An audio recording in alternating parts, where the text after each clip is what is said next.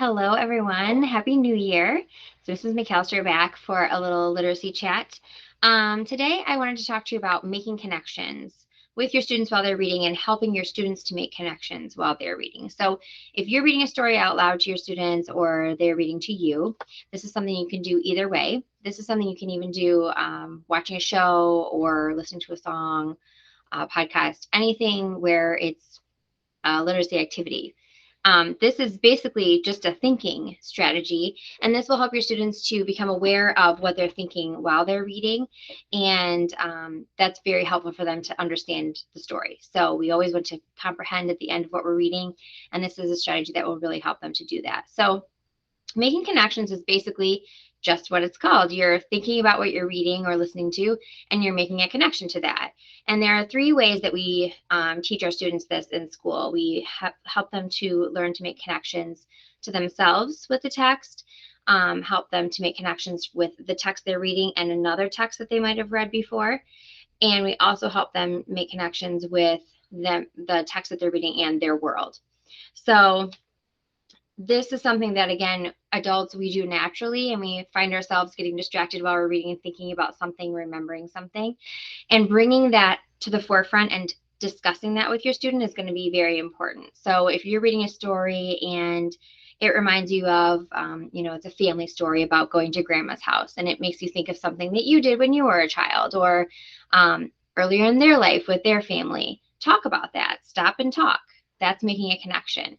And that's allowing your students to see that you're having an interaction with the story and that you're not just reading the story and thinking about the story, you are connecting it to your life and therefore understanding it and enjoying it a lot more. And then the connection is made back to that story and the story becomes more meaningful for the student and for yourself when you're reading. So that's an example of a text to self. You're noticing something in the story and you're relating it directly to yourself in your life. A way you connect text to text is ask students if you're reading a book, say, on animals, and this one is about big cats and they've read one about, sea creatures or something like that. You can make a connection between what you're learning in that story to another story. Like, oh, I know you're really interested in this. How are these animals the same as the animals you read in this story? Or even just the way the story is created. So, an informational text like that, they usually have a heading, they have captions, they have labels. So those are connections you can also make. Like, oh, I remember in the story about giraffes we read, they had labels in that story too. So does this one. And that helps the students to see that the books are created the same. We can read them the same and understand them the same. It could also be one fantasy story to another. So if you're reading a story about dragons and queens and kings, ask them if they have read another story like that and how was that story the same or different from this story. And just having that interaction with the two stories or with several stories is really going to make their comprehension much stronger. And then lastly, text to their world. This is sort of connecting everything. It doesn't have to be another book that they read. It can be anything that reminds them or connects them to what they're thinking about and learning about in the story right then.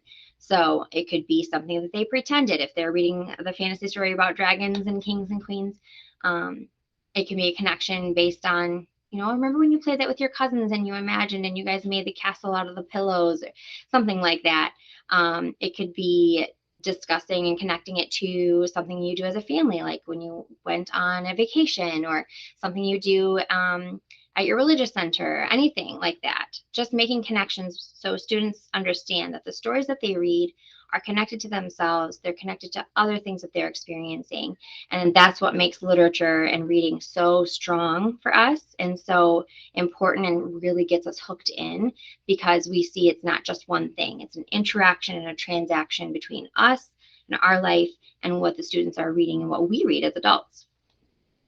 So I hope that makes sense. I hope it's a little opening into helping your students to become more metacognitive, pay attention to what they're thinking while they're reading.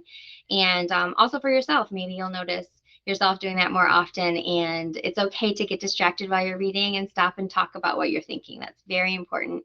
And that'll help, I think, reading before bedtime, we tend to just charge through the book and want to get done. but that definitely makes that relationship time with your students and that reading time a lot more special and a lot more fun. So I hope that helps. Have a great rest of the day. Thank you.